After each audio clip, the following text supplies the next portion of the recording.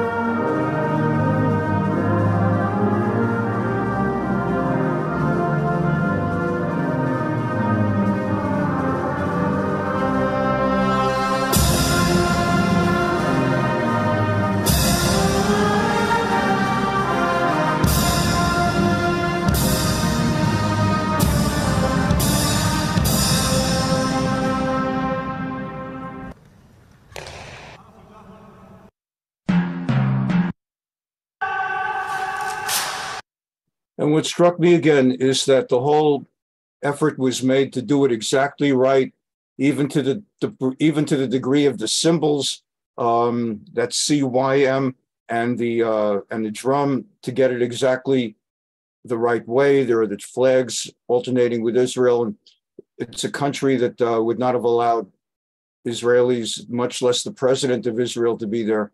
Again, I don't make out of the Abraham Accords more than I care to, but as we begin today's program, which is about how the world did not let the Jews have a country, and Jews had to fight and blow things up and do some pretty horrible things, so to speak.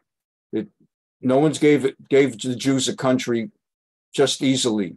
The myth that the United Nations just gave Israel a country, that's a myth.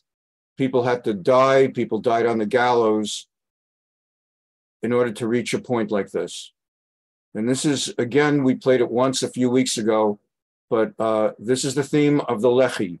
That's the group that was led by Avraham Stern.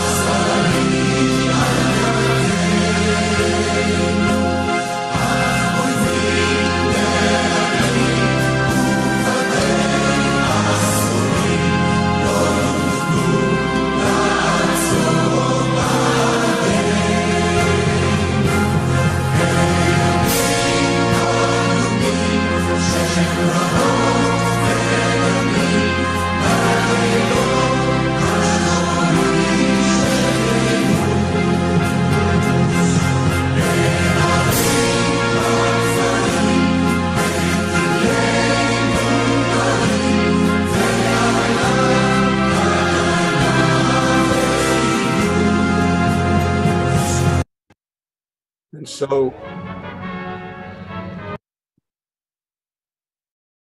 we begin today with a series of film clips in British archives that reported to the British people attacks by the Irgun and the Lechi.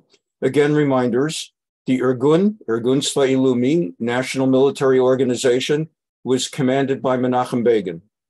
The Lechi, which stands, the one whose melody theme we just heard, anthem, stands for Lochamei Cherut Yisrael, the fighters for the freedom of Israel. The British referred to them as the Stern Gang because they were led by Avraham Stern. The difference between the Lechi and Irgun, among others, you had, as we learned last week, again, there were three underground groups, the Haganah, the Irgun, and the Lechi. The Haganah believed in havlaga, self-restraint. They believed only to fight in defense. If someone attacks you, ward off their attack, but don't take the offense to the enemy. Don't fight them. Don't do hatkafa. Don't be proactively offensive. Only be armed to be ready, that when they shoot at you, you can resist them. The Irgun broke off under the philosophy of Jabotinsky that you can't just be a shooting target. And like at a Sunday carnival, you have to stop this terrorism, and we've got to get a country. They're turning people away at Haifa port back to Hitler, and they're cutting down our country. They're truncating the prospective country of Israel, and they're taking away our rights. They don't let us blow a shofar at the Kotel and Rosh Hashanah, and they are not defending us from the Arabs, and we've got to do something. So the Irgun advocated hatkafa, to take the offensive to the enemy, but you'll notice they don't attack civilians. If someone will say, well, isn't this terrorism like Arabs? Arabs blow up buses. Arabs attack civilians. They shoot into cars of people driving cars. They throw rocks, dangerous rocks, boulders. The Irgun would attack British Army officers, either officers or soldiers or the British police. The Irgun never made it their business to attack civilians. Neither did the Lechi. There was also a concept in the Irgun that the British are fighting Hitler right now. It's World War II. And it just can't be more important to them to occupy Eretz Yisrael at the expense of losing England and the United Kingdom to Hitler. At some point, they're going to need, because they're having a tough war with Hitler. So at some point, they're going to need to pull their soldiers and armies out of Palestine and all their weapons out of Palestine and focus on the war against Hitler. So we've got them in a place we want them. Ben Gurion and the Haganah took the position, no, you can't attack them while they're fighting Hitler, because you can't weaken them in any which way while they're fighting Hitler. So it was two different approaches. The Lechi came, and there was a point where the Irgun decided to stop fighting the British at the height of the war. And the Lechi said, no, we got to keep fighting them. And the Lechi had this, it's crazy. It's so crazy that it's almost not crazy. Stern had this crazy idea of negotiating with Hitler and the Nazis. And as I say, it's so crazy that it's not crazy. What Stern thought and believed was Hitler wants to get rid of the Jews. He's killing Jews because he can't get rid of them any other way. That was Stern's thought. There's a lot to it in history. If we would work with Hitler and say to him, we know you don't want another Jew left in Europe. We're willing to work with you against the British in Palestine. Even though you want to destroy Jews, you just want the Jews out of Europe. So we will work with you to fight the British, your enemy in World War II, and to open up the harbor so you can evacuate and expel all the Jews out of Europe into Israel. And that was his thought. Would I have done that? No, that's not my thought. But it's not as crazy. You hear that he was trying to negotiate with Hitler, a Jew negotiating with Hitler. There was something to it, because Hitler wanted the Jews out of Europe. He only started killing Jews when he couldn't figure out any other way to get rid of Jews. There's something to it. The other thing about the Lechi is they believed finally that we're going to have to start assassinating certain people. So where the Irgun was attacking officers and soldiers to create a pressure on the British to get out of here, the Lechi decided we're going to up the ante by picking certain targeted individuals who, if we kill them, we really could change the course of history. And so we'll get to the Lechi a little bit more later. Today's focus is going to be on the Irgun, its attacks, taking up from where we left off last week. Last week, we left off the idea that Dov Gruner and others were killed by the Irgun, by the British, Irgun members, and they were killed. And the British had two policies. We learned that they caught people, they would whip them the way they whipped Zulus in Africa or people in India. And Irish in Ireland, wherever the British had colonies, they would whip locals that got out of hand to sort of bring their level up to the level of civilized Britons. So their perception was that we'll civilize these people. And they brought the whip to Eretz Yisrael, to Palestine, and they whipped Jews. And Menachem Begin took the position, no one whips Jews in Israel. It will not happen. We will not allow it. And so what they did was, and we learned this last week, is that the Irgun put out a warning, and we did this last week. A Hebrew soldier taken prisoner by the enemy was sentenced by an illegal British military court, so to speak, quotes, to the humiliating punishment of flogging. We warned the occupation government not to carry out this punishment, which is contrary to the laws of soldiers' honor. If it is put into effect, every officer of the British occupation army in Eretz Israel will be liable to be punished in the same way, to get 18 whips. And the British responded by saying, we came to Palestine to give them orders. We're not here to take orders from the Jews. And after they did their next round of whippings, this story, as I showed you last week, broke in the morning bulletin on December 31, 46. Jewish terrorists kidnapped and flogged 4 British soldiers. They went around, they started kidnapping British soldiers in Palestine. They didn't shoot them, they didn't stab them, they didn't torture them, they surely did not behead them. They simply took them and tied them and tied them up, and they whipped them. And then they sent them back. They kept the uniforms for future activities where they would need to like disguise and dress as British soldiers to get into British locations. So they kept the outfits, and then they sent back the British officers in their underwear with stripes on their backs.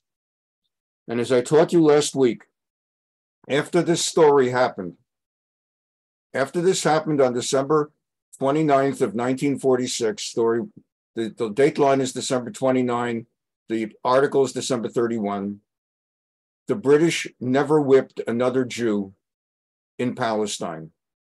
It stopped. But there still was the problem that they were executing certain capital prisoners. And today's focus, we begin with the attacks in the Akko prison. Akko Fortress up north in the Galilee, Accra, A-C-R-E. English, it looks like the word acre, but it's Accra, or actually A-K-K-O, Akko. In Hebrew, Ayin Kuf Vav, Akko. There's a museum there. If you ever go, you go up north, and this is where they would interrogate the Jewish prisoner. This is where they would hold trial. A tribunal of 3 British judges, military judges, with bailiffs and police and people on trial, the British flag, and they would sentence them to be hanged. And this is the Hall of Heroes. memorializing those who were hanged in Akko Fortress. And this is the room in which they were hanged. And we learned about Dov Gruner, and we learned about the others whom they hanged last week. And a person would be walked up the steps. This would be closed. They'd step on it. They'd stand on this, and then the lever would be pulled. The door would open, and the person would fall and be hanged. And so Israel looks back today on those who were hanged and regards them all as heroes. While the British may have seen them as terrorists, if one is wondering, so how does modern Israel look upon these people who shot at the British, whipped the British, fought the British? Israel issued postage stamps in their memory. Last week, we learned about how they built monuments to Dov Gruner, and they've named streets for people who actually committed some of those assassinations. And the commander of the Irgun eventually became prime minister of Israel. And Yitzchak Shamir, commander of the Lechi, became prime minister of Israel. And these were the men who were hanged in April at the Pesach season of 1947 in Akko. And so we continue from there. We remind ourselves that in April 47, those four were hanged. And then two more, Meir Feinstein and Moshe Barzani. Meir Feinstein and Moshe Barzani were sentenced to be hanged on April 22, 1947, 6 days later. April 22, 1947. The night before their execution,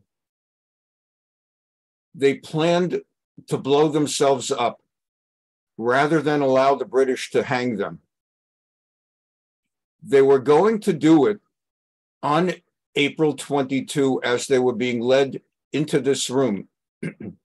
Their plan was, as they were brought into the room, they had been smuggled hand grenades, and they were going to blow up whoever British was with them, and hopefully even destroy the room with the grenade. They found out the night before that Rabbi Aryeh Levin, who was the rabbi of the prisoners in Akko Fortress, was going to be accompanying them to the gallows to provide them with religious, spiritual encouragement. There's a book about him. It's called A Tzaddik in Our Time, the story and biography of Rabbi Aryeh Levin. He was the rabbi to the prisoners in Akko Fortress, and he was an extraordinary tzaddik in general. So he accompanied people to the gallows so that they would be strong, and he would encourage them that they're on the way to Gan Eden. They're going to be receiving eternal reward.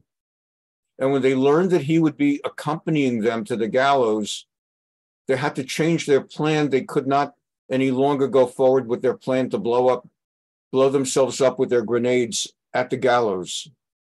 So they blew themselves up the night before he came in. And so they died by their own hands on April 21, 1947. Meir Feinstein, an Ashkenazic Jew, of course, Moshe Barzani, Iraqi, a Sephardic Jew. I want to take a moment now, completely out of the, like a segue, to a speech that Menachem Begin made in the late 1970s. Here's the context. From 1948 till 1977, the Labor Party, the Socialist Party, led Israel, all first 30 years of Israel.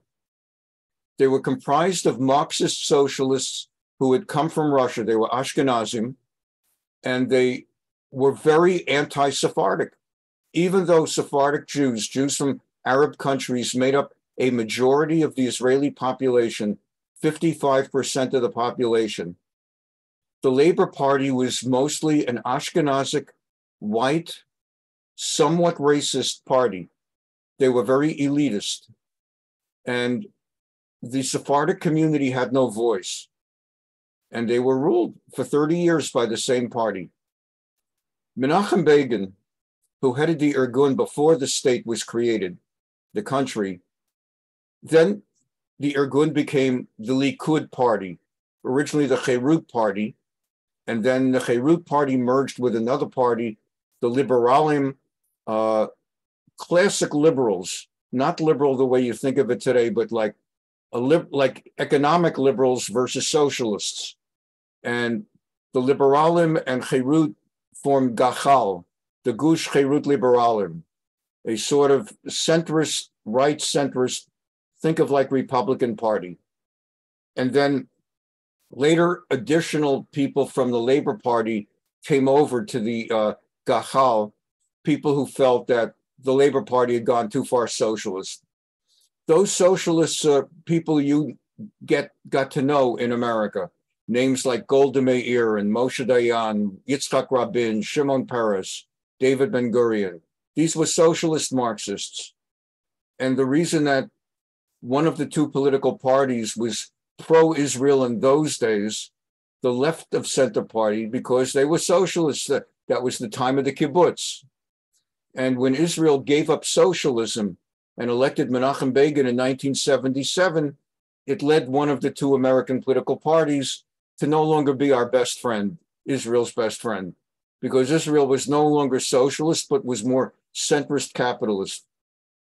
Now, Menachem Begin, on his rise to power, rode in partly on the shoulders of the Sephardic community. Jews from North Africa who had been kept second class for 30 years saw in Begin the hero, even though Begin from Poland was Ashkenazic. But they knew Begin never saw himself as Ashkenazic. Begin saw himself as Jewish. We're one people. I give you this speech in the context of Mayor Feinstein and Moshe Barazani. You've never perhaps heard Menachem Begin on the campaign trail. You've heard American campaigners, Trump and Obama and Biden and Bush and Clinton and Reagan, Mondale and Nixon and Johnson and Humphrey, whoever you've heard, John Kerry, and you've heard Americans on the campaign trail. You might never have heard Menachem Begin giving a campaign speech. So it's not a whole 40-minute. I've only got like a 2-minute clip. But in this 2-minute clip, he talks about Moshe Barazani and Mayor Feinstein, who were hanged by the British when he was commander of the Irgun. He's campaigning to Sephardic Jews, and he's telling them the other side, they see everybody in this country either as Ashkenazic or Sephardic. But I was the commander of the Irgun. And when the Ashkenazic Mayor Feinstein and the Sephardic Iraqi Moshe Barazani put a hand grenade between their chests and embraced each other and blew each other up, they weren't Ashkenazim, they weren't Sephardim, they were Jews, they were warriors. So I share with you this clip. Let's bring it up real quickly. We're going to bring up this thing, and then we're going to bring up this thing, then we're going to bring up this thing, then we're going to bring up this thing, and then we're going to find this. And this is, here we go.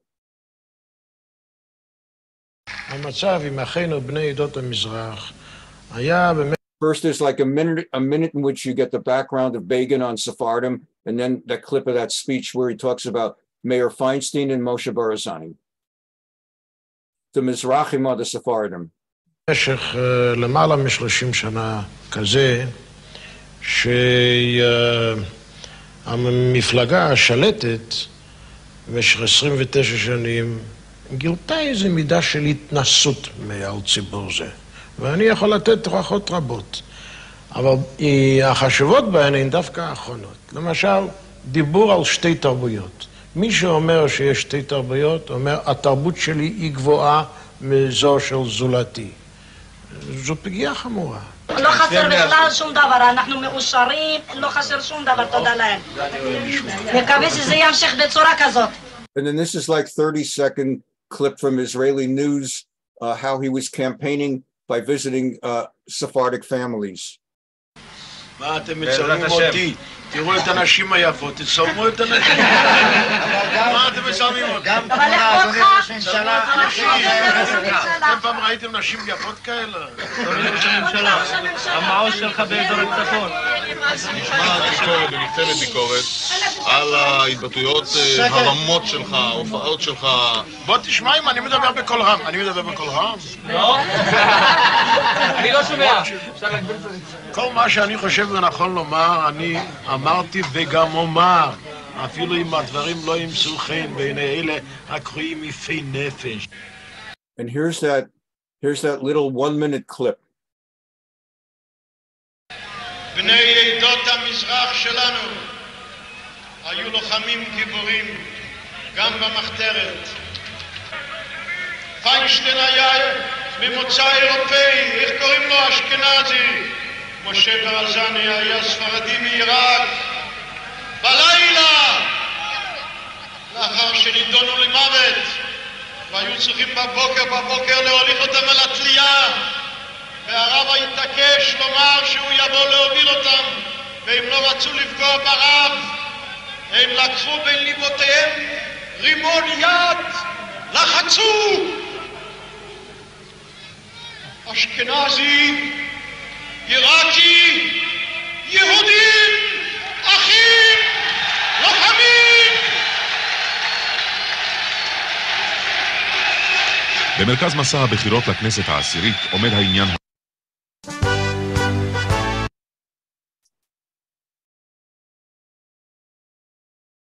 And so these were the people, and Begin carried that memory of the Irgun days into his political career. He was always the commander of the Irgun. So we continue now. After the killings of the hangings of April 1947, there was one last serious undertaking that the Irgun felt they had to do. They felt they had to break out of Akko Fortress. They had to break in and get their prisoners out, because Akko Fortress is where this was happening. And they had to break their people out. There were a whole bunch of people sentenced to be hanged. And they had to get them. The problem was Akko Fortress prison had stood for 1,000 years since the time of the Crusades in the 1100s. This fortress, in 900 years, Napoleon had used it as a prison when he conquered the Middle East.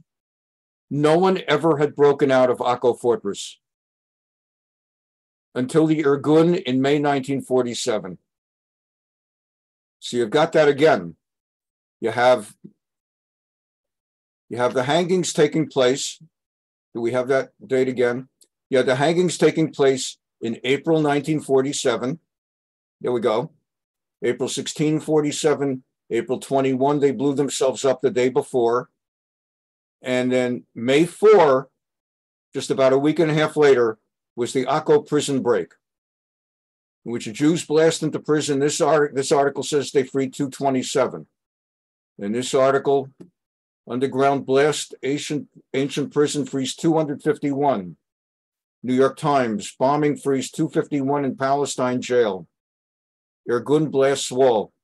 Jews and Arabs flee prison as terrorists battle the British. Assault at the hanging site. 5 Jews killed in attack on troops nearby.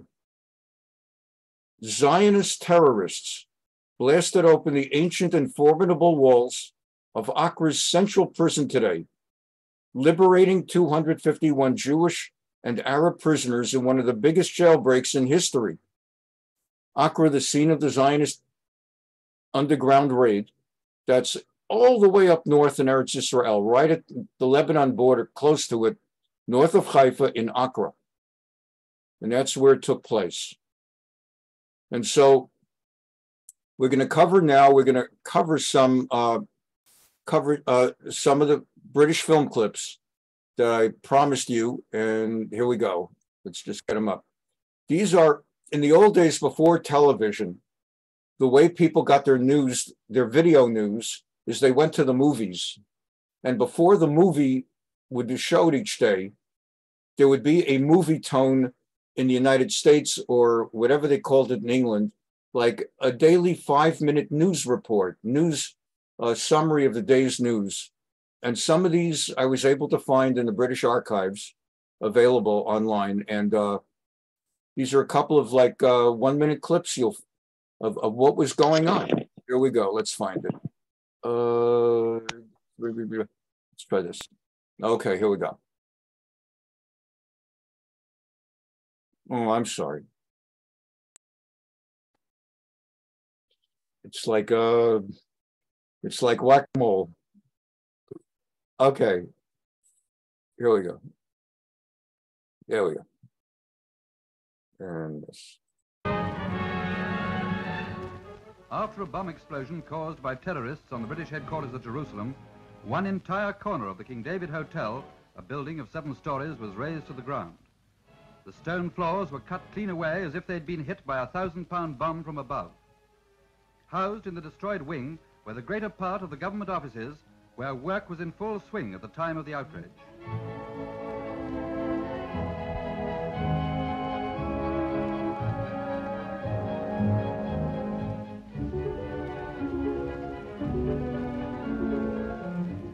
Men of the army and the police were working with cranes, bulldozers, drills and shovels to reach the unfortunate victims still buried in the wreckage. The latest casualty list included 65 killed, 47 injured, and 58 missing, though it is doubtful if any of those missing are still alive.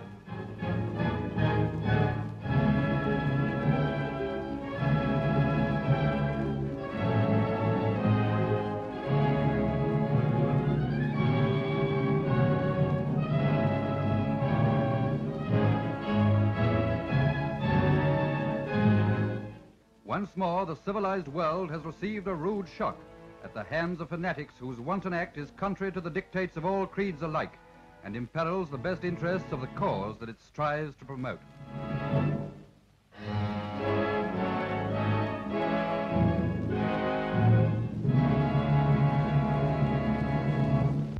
Following the bomb outrage on the King David Hotel, Jerusalem comes under the most rigorous curfew in the history of the Palestine troubles.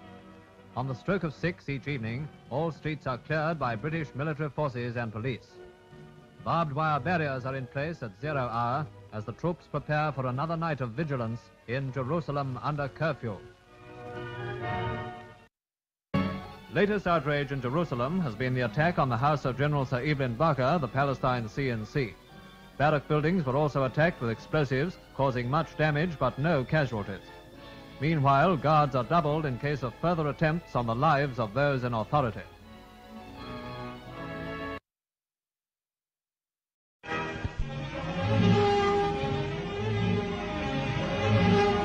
In the great synagogue at Tel Aviv, the stolen uniforms of many British regiments and bales of forged bearer bonds of the Palestine government have been discovered, in addition to a portable radio transmitter and quantities of illegal weapons and explosives. All this came to light when a false wall in the synagogue was found. The Jewish temple keeper was placed under arrest. 200,000 Jews are being checked by 2 divisions of British troops and Palestine police. 25,000 people are being interrogated each day. Our troops, in sternly guarded surroundings, are looking for members of the notorious Irgun Tzva'i Leumi and the Stern Gang, suspected of blowing up the King David Hotel in Jerusalem.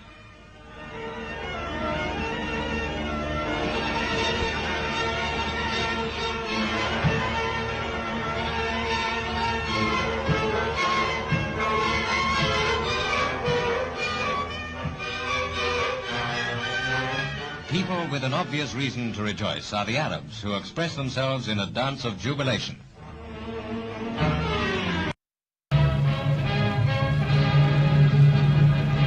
Terror gangs gangs strike again, this time in Haifa, where a truck carrying half a ton of explosive was blown up outside police headquarters, killing 2 British and 2 Arab policemen and causing wholesale destruction. More than 60 other police, soldiers and civilians were injured by the blast, which shook the whole town and wrecked surrounding offices to a height of 5 stories. Only prompt evacuation prevented the casualty list being very much higher.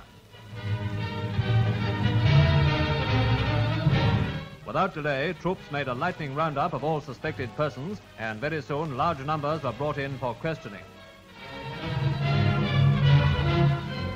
After the explosion, the terrorist headquarters of Irgun Tzva'i Leumi broadcast that they had carried out the attack. Another outrage which has taken its toll of the men who doggedly carry on their difficult and dangerous task. Do you notice, by the way, all these attacks are on police headquarters, officers' stations, officers' clubs, not against civilians. They just want to get the British out of Palestine for reasons we've been studying for several weeks. We continue.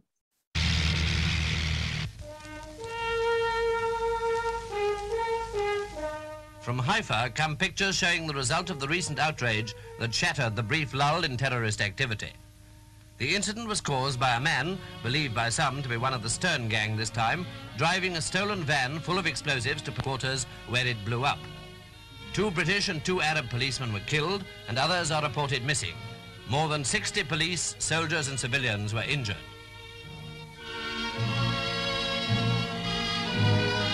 Many of the casualties were caused by flying glass, and a great deal of damage was done, not only at police headquarters, but also in the neighborhood. Windows were broken as far as a mile away. Troops as well as police were immediately engaged in a wide and very thorough search for suspects. All who might have had a hand in this, the worst outrage since that at the King David Hotel, were rounded up. People were brought in for screening from all over the place and kept inside a barbed wire cage to await interrogation.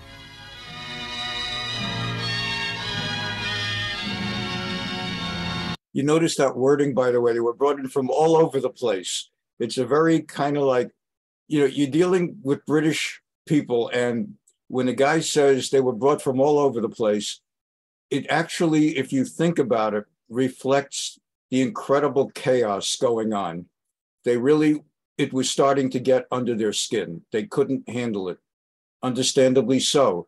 And that was the idea, nonstop bombings of police and military locations from all over the place.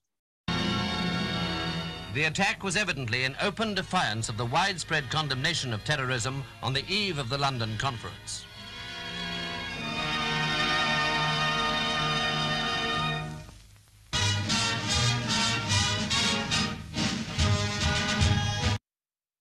Meanwhile, terror descends once again on Palestine as a new wave of violence sweeps the country. Gangs of Jews dynamited the area security office in Tel Aviv, causing several deaths.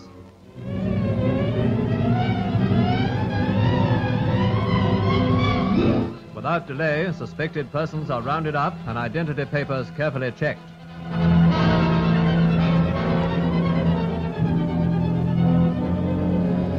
Another danger spot, the suburb of Ramat Gan, is put under curfew, while the entire male population is kept under observation by troops and police.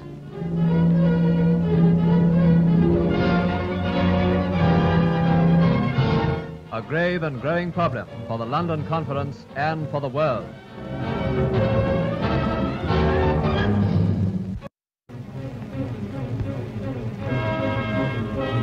And this one is an officer's club. What does an officer do at the end of a hard day of policing Jews in Palestine? He goes to his club at night, gets a couple of drinks, whatever.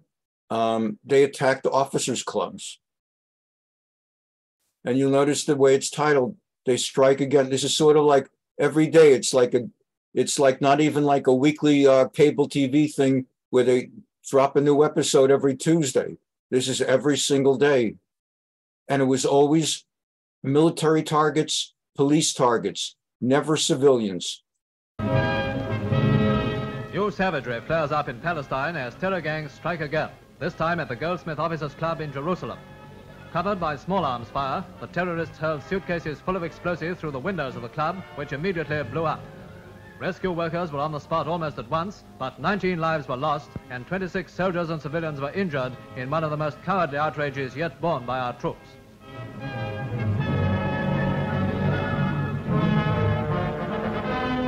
Martial law was immediately proclaimed in Jerusalem, Tel Aviv and other heavily populated areas in which the underground army had its secret hideouts. Strict curfew kept 250,000 in their homes, while everywhere our troops were on patrol, sealing off suspected areas and combing out every street and every house as the big roundup went on.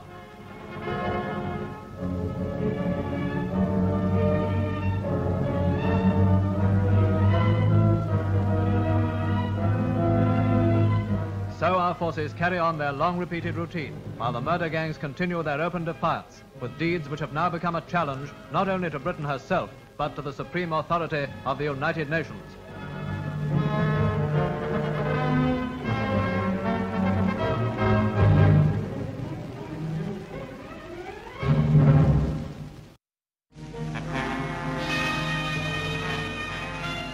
From Palestine, first pictures of the latest bomb outrage. Jewish terrorists blow up the Goldsmith Officers Club in Jerusalem. 13 Britons were killed and 16 injured. Total casualties on this one day of violence was 18 dead and 25 injured.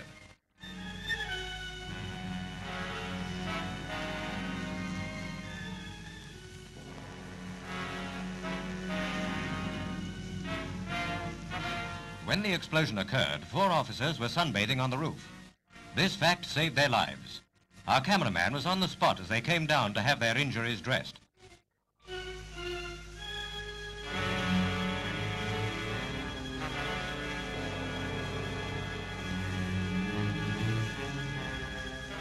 Britain answered these attacks by putting whole cities under martial law. Says Palestine Commander-in-Chief General Macmillan, the men responsible for these killings are not terrorists. They're just plain thugs and murderers. The false glamour which grew around the gunmen of the Stern and Irgun bands is gone.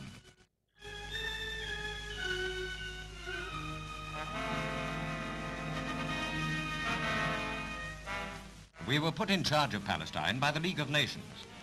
Now our men and women are being killed without reason. In spite of efforts to bring peace to the country, Britain's advice has been disregarded. Now, say the gangsters, this is war. The Palestine problem has been referred to the United Nations Assembly. But this will not take place until September. Why wait till then? The problem is not the exclusive concern of Great Britain. Others, like the Americans, are ever ready with advice. Now is the time for them to share the responsibility. Do you pick up what's going on here? They're getting so disgusted now in England that they're starting to say, now is the time for the Americans to take responsibility. Now is the time for the United Nations. The United Nations is supposed to decide in a couple of months what's going to be with this place. Are we going to leave, or are they going to make it a country, or whatever? It's time for other people to. Britain no longer is talking in terms, and these are official film clips, and the text is not some guy just talking off the top of his head. This is official text coming out of the British Foreign Office, and they're now getting disgusted. They want to get out. And that was the point of all these bombings. That was the point of all these shootings and incidents, to get them out. When the guy says, and there's no reason for it, these terrorists are just attacking for no reason. Well, we've learned for the last few weeks, there's no reason. They closed off Haifa port, and they were sending 1 million Jews back. They wouldn't let Jews out of Europe. The Jews that got out of Hitler's Europe, they wouldn't let them into the land of Israel. And they say there's no reason. They were given a certain size Palestine mandate, and they cut off 77%. Then they cut off more. And then they're saying there's no reason. They wouldn't let Jews blow a shofar to Kotel. And because they're providing their own publicity and their own propaganda to people back home in England as far as what's going on. But clearly, their Irgun and the Lechi were accomplishing great stuff and driving them crazy. And history shows, number one, they got driven out. And number two, when the guy is reading official text that says that the glamour of the Irgun and of the Lechi, the Stern group, that their glamour is gone, they're now just thugs. Again, I remind you, the commander of the Irgun eventually was Prime Minister of Israel, and the commander of the Lechi, Shamir, was Prime Minister of Israel. They issued postage stamps. They've named streets for these people. It's these were heroes.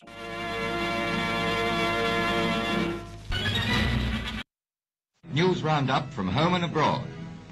We start in the harbor at Haifa, among still more shiploads of illegal Jewish immigrants seeking homes in Palestine. Okay, there you go. So we start in Haifa with gangloads of illegal Jewish immigrants.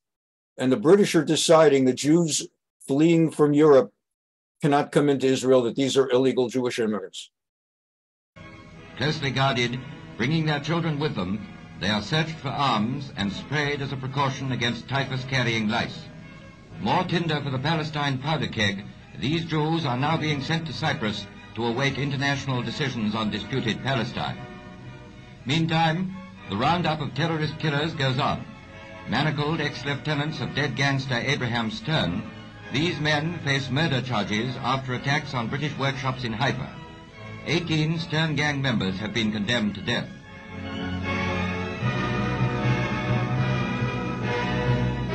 Among the captured were 4 women. Supporting a wounded companion, they go for trial. Often placed in the front ranks of rioting mobs, terrorist women are a new provocation to British troops.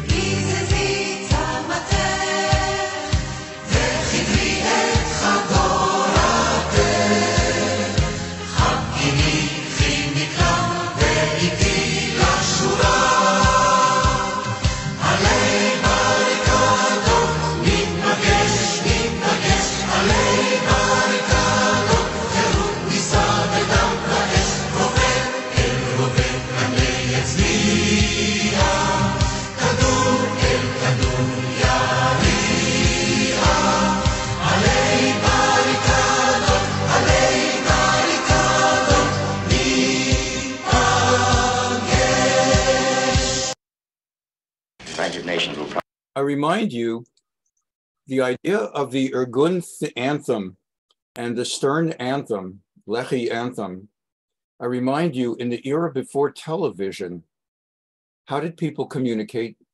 I said they went to the movies and there was radio. Remember, well, not remember because we're not that old, but we're getting there. Franklin Roosevelt used to have his fireside chats on radio. That's how you communicated with the masses, by radio. And the way the Irgun and the Lechi communicated what they were doing, what they had done, what they're planning to do, recruiting new people, inspiring people, and letting them know what they're up to, was by radio.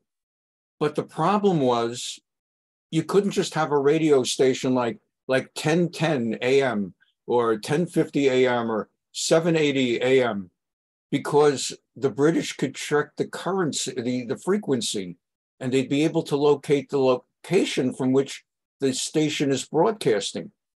So every single night, the Irgun and the Lechi would broadcast from a different frequency. So how did you know how to find them?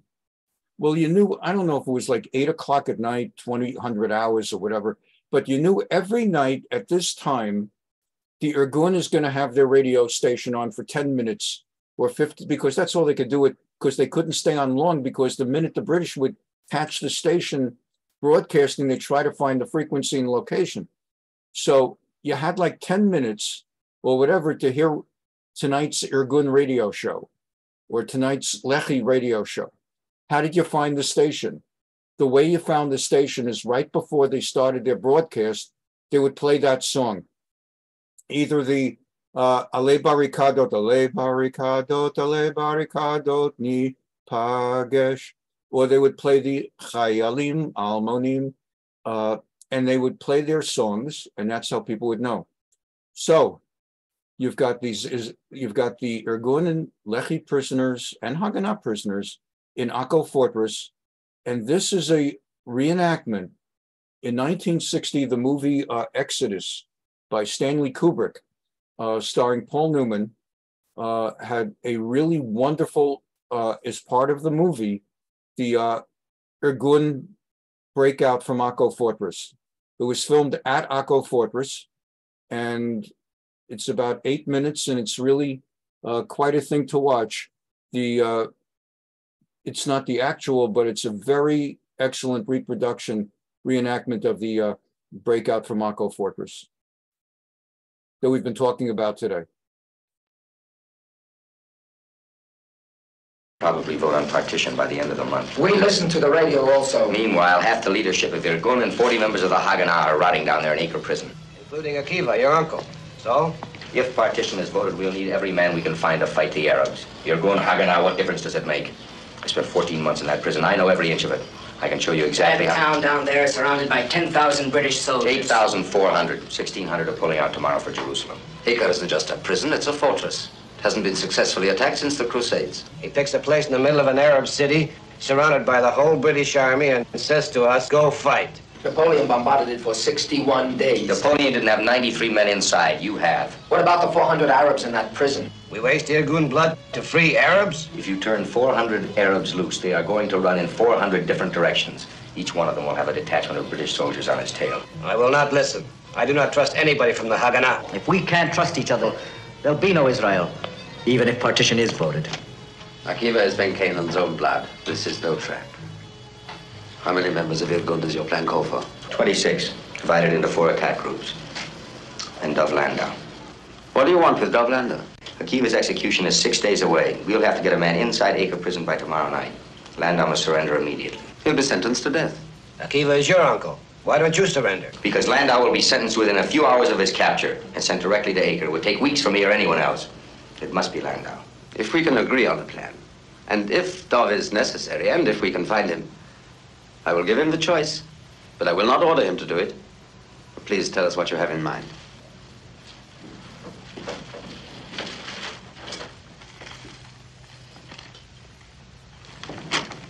Stars are British command posts. Numbers are outside detachments. Letters are inside groups. There is a Turkish bathhouse that adjoins the south prison wall. Amar al-Basha, I know it. I'll take command of the 1st detachment. We'll occupy the bathhouse, move under the roof, and dynamite the prison wall here. Inside groups will move against the yard and the cell gates. With what? Anything we can smuggle into them. Dynamite, gunpowder, grenades. Now we move into action simultaneously from the outside and from the inside.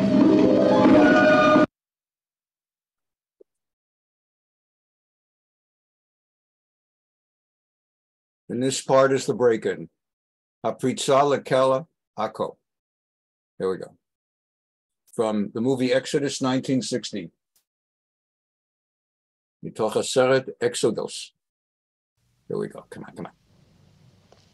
Allahu Akbar, Allahu Akbar. Ashhadu an la ilaha illallah. Ashhadu an la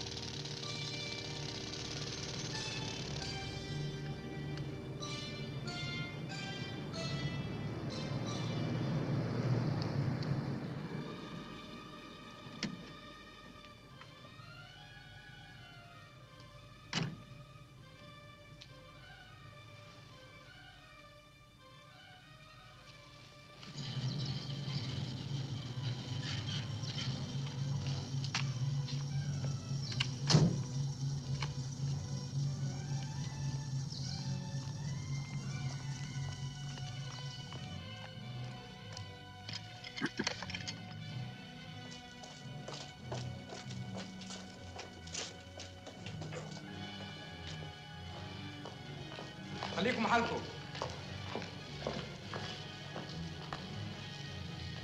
كلكم روحوا لهناك.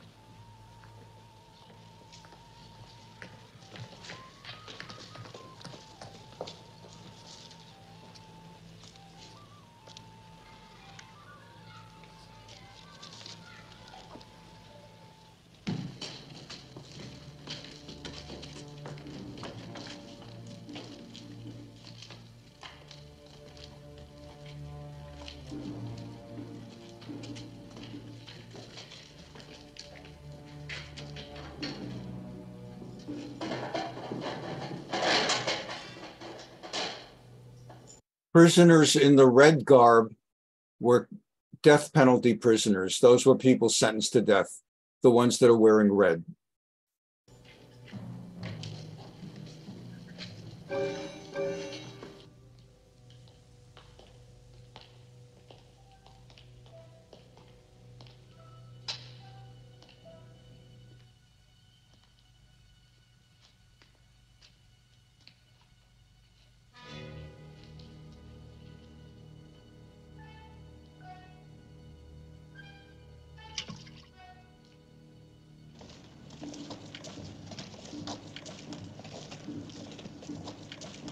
Communication center here. Taking over. All right, Bill. Fine. Good boy. On time. Communication center here. Sure. Okay. All right.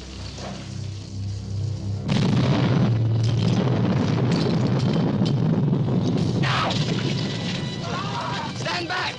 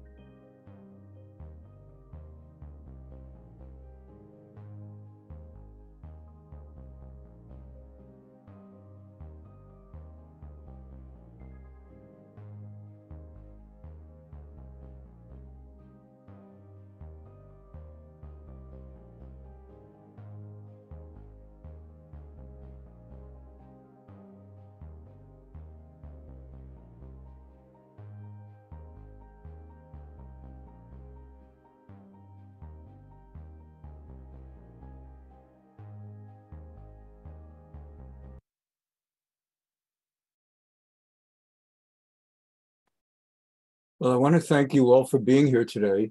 There's more to go. We have assassinations coming up next week. That is historically.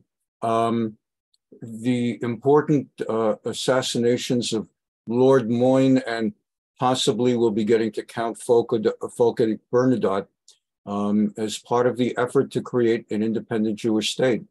Thank you very much for being with us and for attending this class and making it not only so interesting for so many others, but really it's gotten me to do more research than I had originally planned.